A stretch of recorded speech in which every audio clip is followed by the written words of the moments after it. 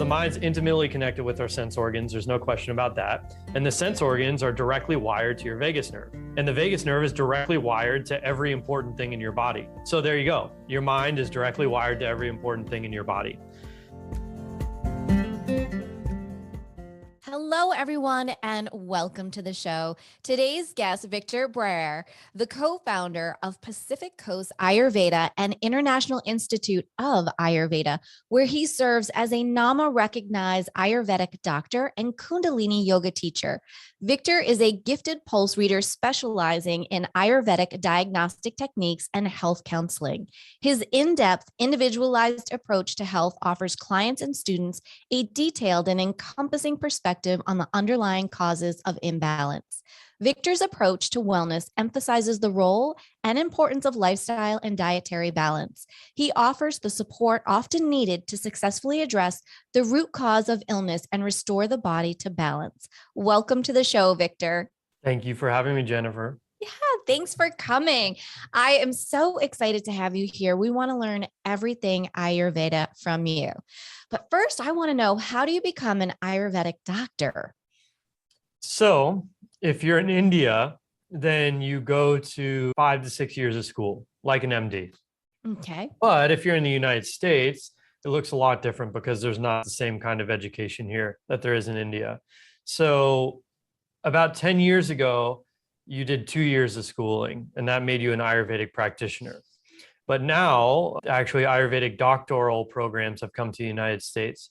And so now it's about 4.5 to 5 years of training to become an Ayurvedic doctor. Wow, that's so incredible. Now, what made you want to become an Ayurvedic doctor?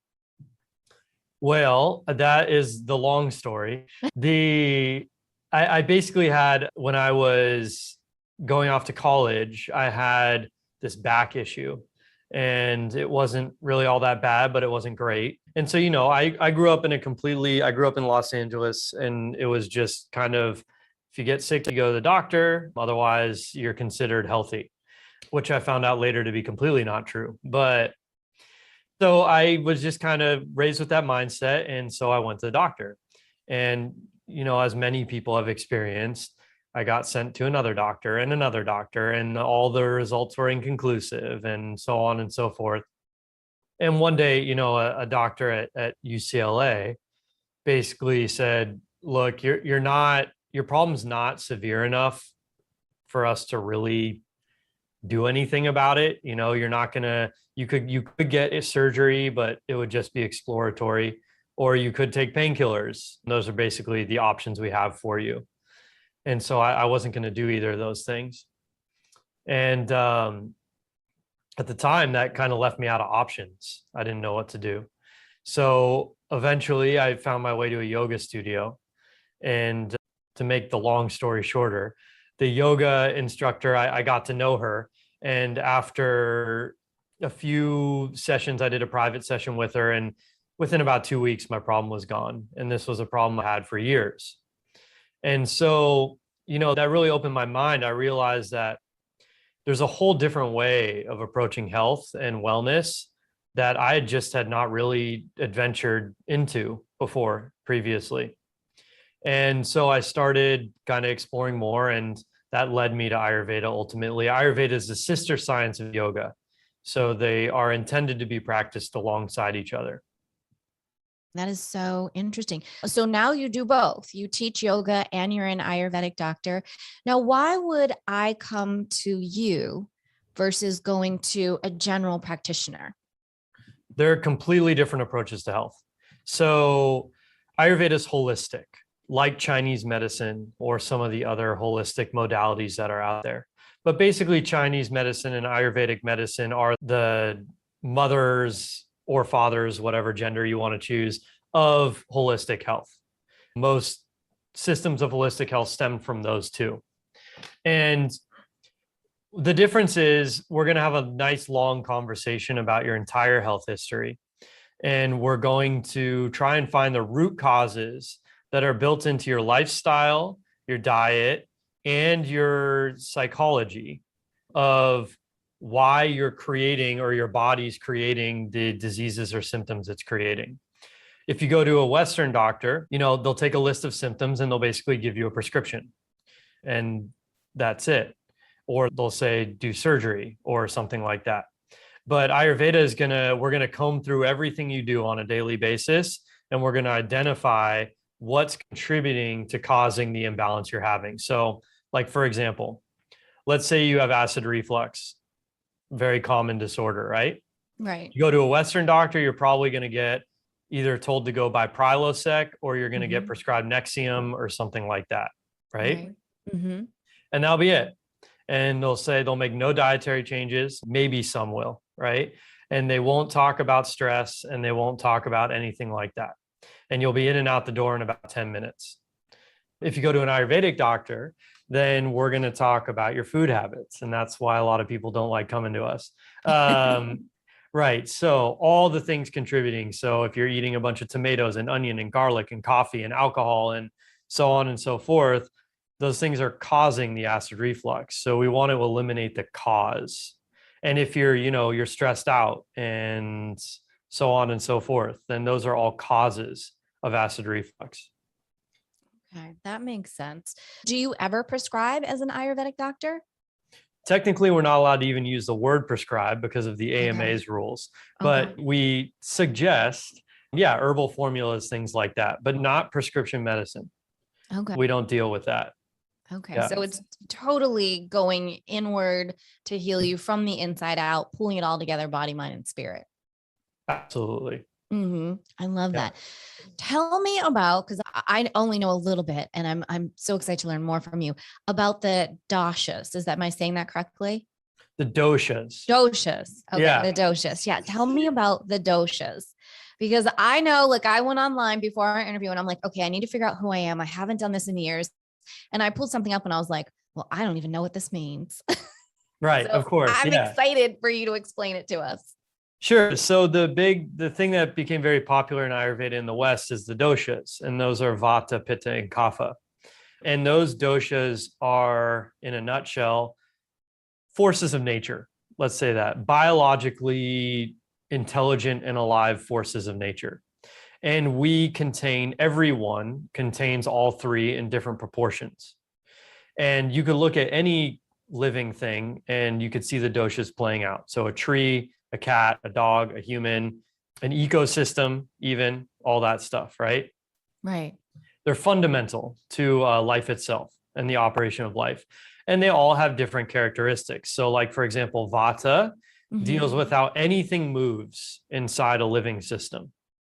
So if I eat something, the way it flows through my GI tract and then gets disseminated throughout my body as raw nutrition and then assimilated into my body, the movement of that thing is Vata, controlled by Vata.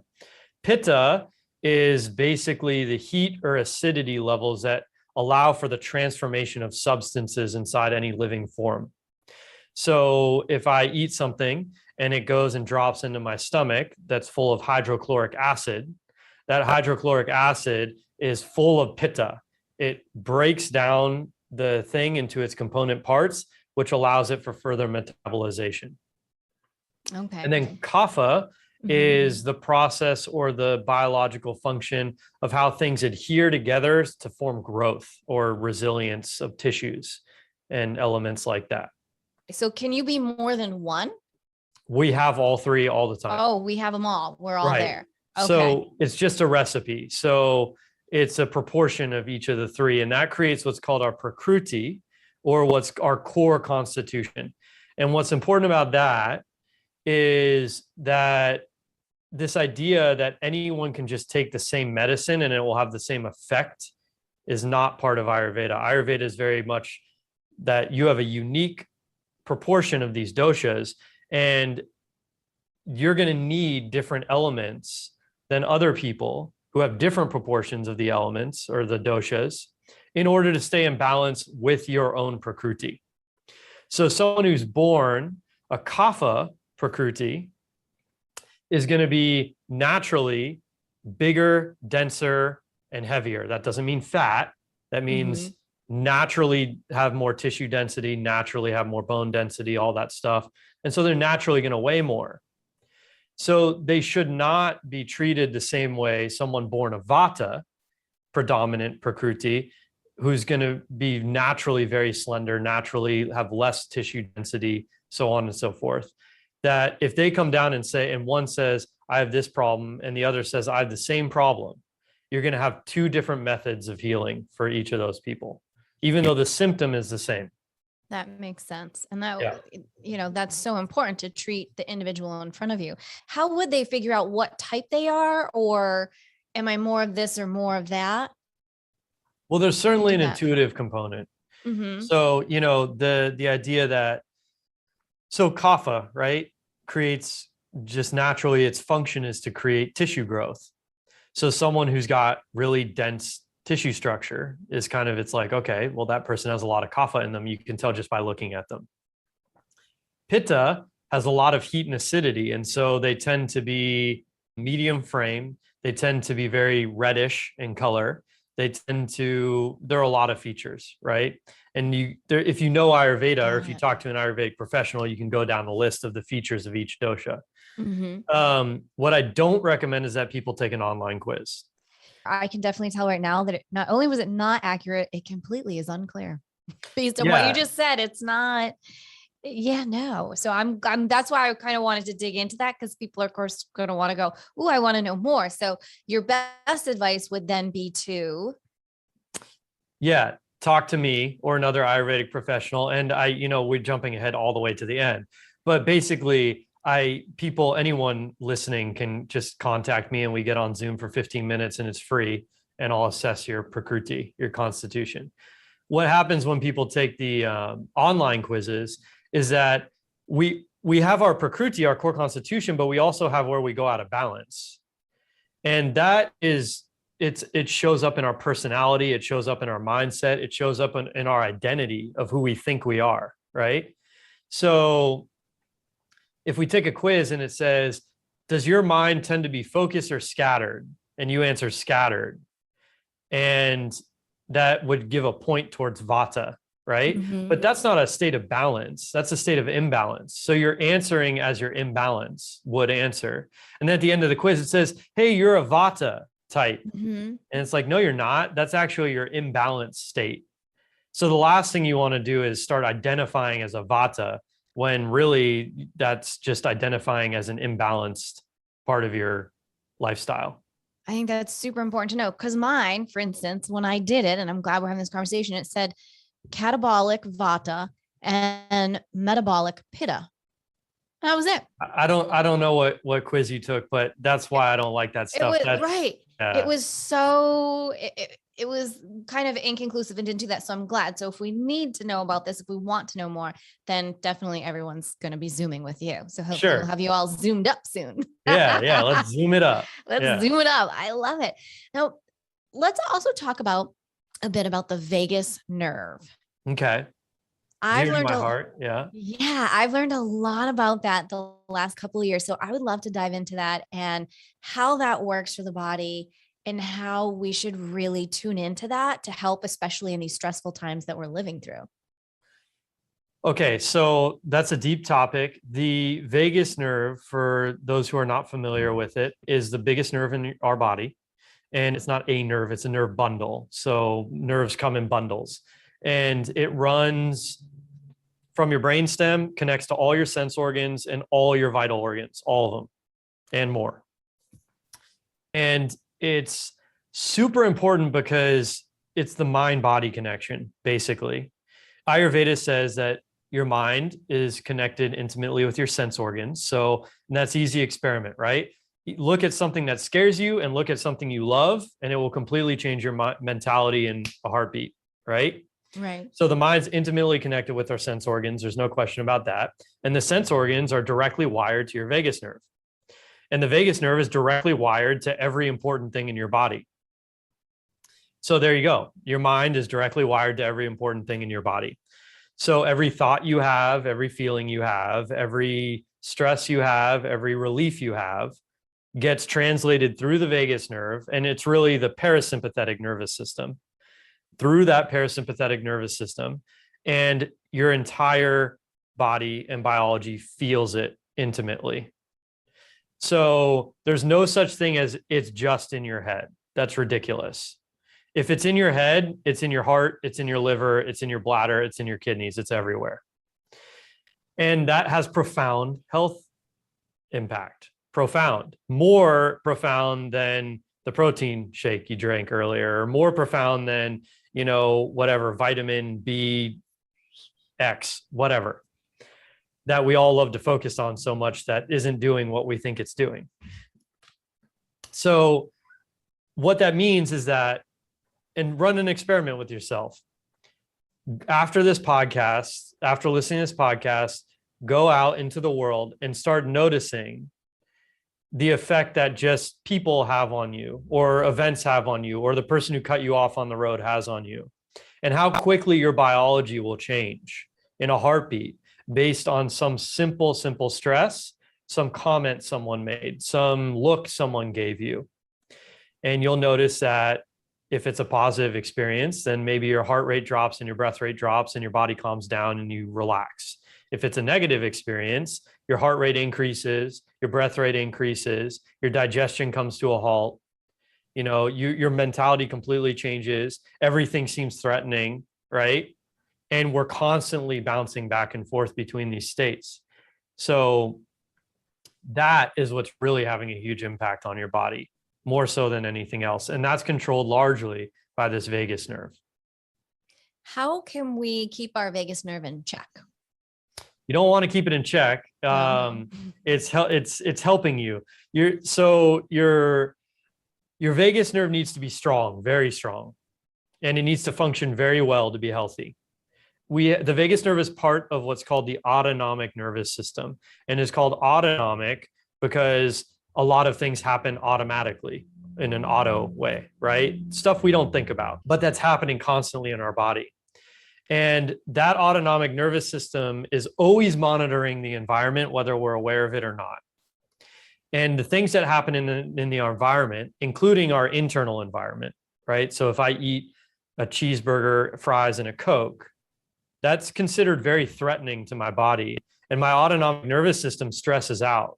It says, we have to deal with a threat now because basically I just ingested poison. So then it sends a message to our vital organs saying, adapt to this threatening situation. And to do that, you might release adrenaline, which will stress you out, right? Right. And then because that's all wired up to our mind, right? I'll feel stress and then look around and I'll invent a story that person's not safe, but really my stress just came from what I ate, or vice versa, right? Interesting. I see someone who actually is kind of shady looking, and then that translates into a threat, and then I go and eat something, but my digestion's already shut off and the body's like, no, we can't deal with this right now, right? So that's all part of the autonomic nervous system, and the vagus nerve is what controls the switch between threat and safety. Okay. So when we're feeling not safe and the heart rate is up and the anxiety and the panic and it's all, what can we do to get better in tune with and calm down? The first thing is to acknowledge that I feel threatened. So the tendency is to blame the external, right? The tendency is to say, that person over there is doing something, right? And sometimes it's true. And we don't want to vilify the feeling of being threatened. So if there's a threat, you got to deal with the threat. But a lot of the time we're making it up. A lot, like way more than we like to admit to ourselves, right? Because it's not always a threat like someone's approaching us who's going to physically harm us. We consider a lack of eye contact threatening. We consider gossip threatening. We consider, you name it, right? And that's all based on our personal trauma history. So I might say, oh my God, I'm so stressed out. And you might say, why? What? And it's like, did you see that person over there? They're giving me the stink eye. And you're like, no, they're not. Right. So you're perceiving one reality and I'm perceiving a completely different reality. And that's all based on our personal pasts. So that's mine. That's mine. It's mine. So I need to say, I feel threatened, not you should feel threatened because I feel threatened. Right. Right. But that's our temptation. So that's one, acknowledge that. Two is assess the situation. Is there a real threat present? And is my reaction to that threat in proportion to its threateningness? So if my heart rate goes up and my body tenses up and I'm ready to fight, right? Just because someone gave me an awkward look, is that in proportion? Is my body responding in proportion to what's actually going on? I'm ready to go to war over someone giving me an awkward look. That's out of proportion, right? And the problem is that's messing up my physiology unnecessarily. So my blood gets hotter, my liver turns on, it produces a lot of heat, my face gets red, my heart rate goes up, my breath rate goes up, I release adrenaline, and I just ate. And so now I stop digesting my food. And that's a big deal in Ayurveda. If you don't digest your food properly, you build up ama or toxicity in the blood, entire system. That creates functional issues. And so basically I'm toxifying my body unnecessarily. And I'm doing that based on an automatic process that started when I was 2 years old. Not an ideal situation. So then I need to start breathing. I need to start using my physiology to reverse the effects of the physiological change. And breathing has a special place in dealing with that threat response because it's something we have conscious control of and unconscious control of. So it's like a bridge between our nervous systems. So we do long, deep breathing. Even 3, 4, 5 breaths can make a huge difference. And then we decide how to deal with the situation. So if we need to talk to someone, if we need to leave, if we need to do whatever, but basically we ramp down our neurological response and we go back into a state of parasympathetic relaxation as quickly as possible. That's how the body is designed to operate. There's a tiger, it's dangerous, we get all ramped up, and then we run away and the tiger's gone, it's not dangerous, and we calm down. That's how the body's meant to act. But these days in our world, we stay stressed out for days, weeks, months on end. Right. It's no good. And that's why we're so sick. Right. It's killing the immune system. Oh, it's killing everything. Yeah. Right. Right. I'm glad you brought up the breath because I had a situation where I was very afraid. I was in the doctor's office. I was actually going in for surgery that it was very last minute. It was just, didn't know what was going on. And I was just panicked beyond panicked. And this nurse looked at me in the eyes and said, breathe. And she said, we need to, in her words, it was something about like releasing or calm down the vagus nerve system. And let's just breathe through this. And I followed her breath. And in under a minute, I was calmer. Don't get me wrong. I was still panicked, but my body was calming and I was able to be in my body and not trying to jump out of my body. Yeah, exactly. That's exactly the experience. And we all know that experience, right? We all have the experience of panic. And then the other huge thing with the vagus nerve is it's completely wired to our social engagement mechanisms, whatever you want to call it. And it's very sensitive to the cues given by other people, either in the positive or negative. So in that case, the nurse obviously she's trained, right? She knows what she's doing. She made eye contact, which is a safety cue. She's telling your autonomic nervous system, you can be safe. There's someone here with you, right? And then from that space, she said, breathe, which was exactly the right thing to do. And then that starts commanding your body to calm down. And that's something we have at our disposal all the time. And so it's a really powerful tool. And it's why practices like yoga or qigong are full of breath exercises. Literally, you can't look around the corner without finding a breath exercise. So that's why there's a very important reason why it's not just out of the blue. Right. Well, and I feel so many people only breathe, into this upper portion. And there's this whole body that needs to be breathed. You got to breathe breath into every area and not just up here in the upper chest. Yeah. And so, I talk about that a lot, and a lot of kickback I get from people is, that's ridiculous. You can't breathe into your stomach. Your lungs are where your lungs are, right? So I like to do a little anatomical education on that one. So when someone says breathe into your belly, they do not literally mean that you're taking oxygen into your belly through your lungs, right? Let's get that clear. Right. But let's also get clear that your lungs are huge. So they're bigger than you think they are. Most people, if you say, how big's your lung? They say, oh, this big, right? No, it spans the length of your rib cage, right? So that's one.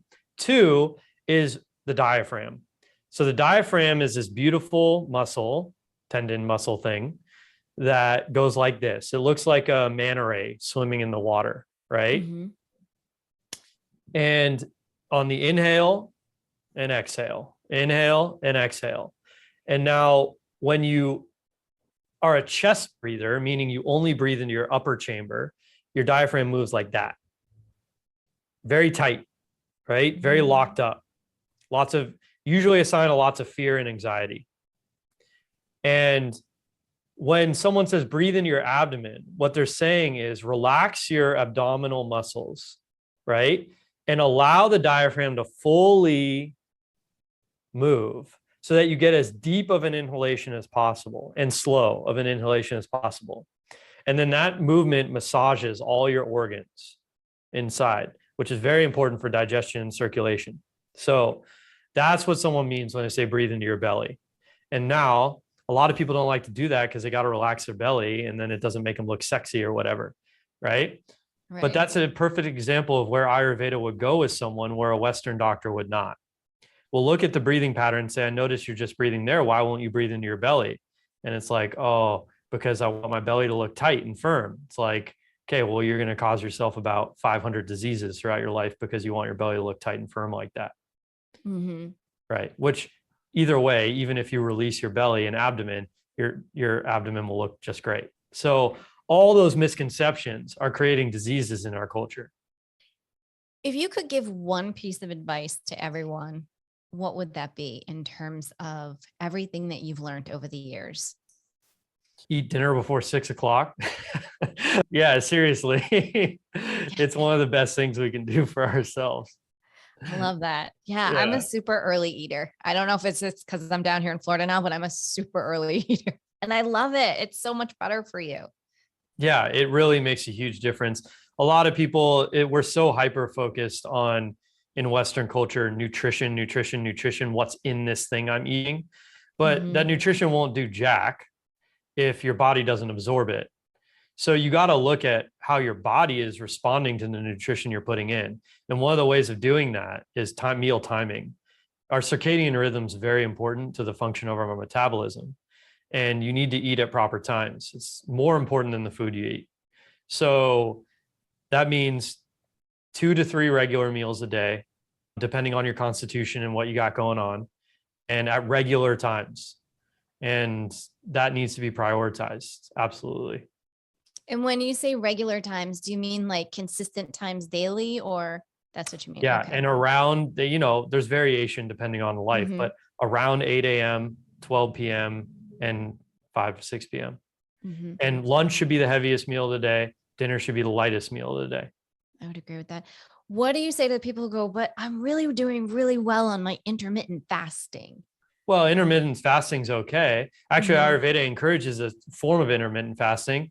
So if you're done eating by 6 p.m. and you don't eat until 8, that's 14 hours of fasting. There you go. There's your intermittent fast. Right. No snacking. But it's the intermittent fast at the right time because you should be fasting while sleeping. So that's when your body does the vast majority of its repair and rejuvenation is while sleeping, and de-inflammation or anti-inflammatory stuff, all that. And so you don't want that 14 hours of fast to be between the hours of, or your waking hours. That would not be good.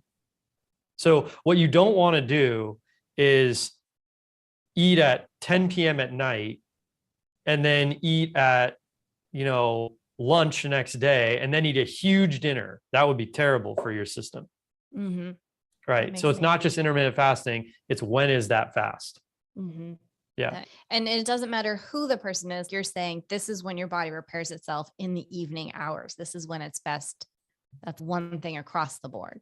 It does most of its healing while you're sleeping at night. Yes, that is the Mm-hmm. time to optimize healing.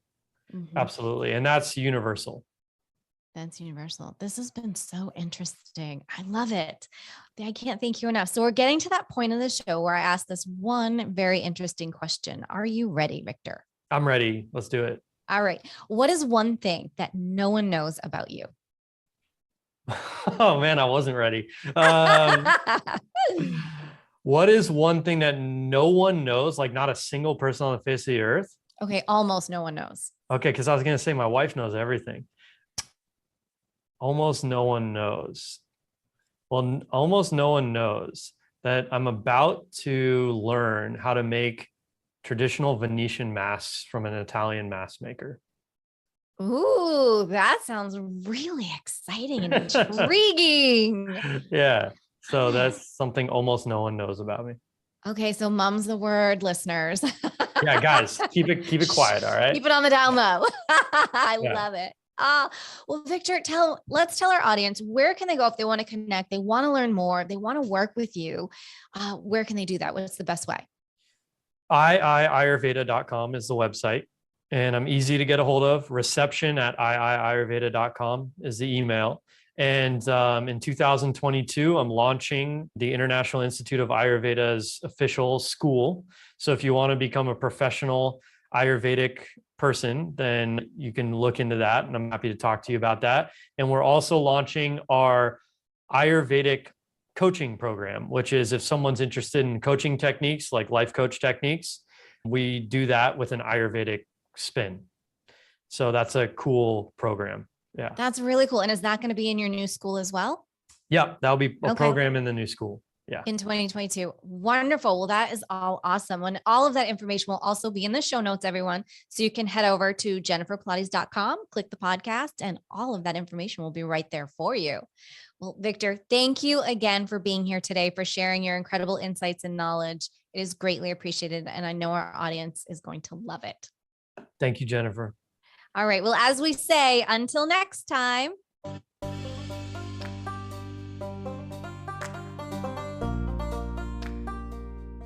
Thank you so much for tuning in to another episode. Please remember to rate, review, and subscribe to Empowered Within with Jennifer Pilates.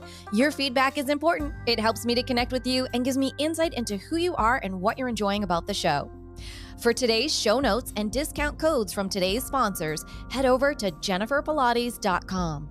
Until next time, may you live an empowered life from within.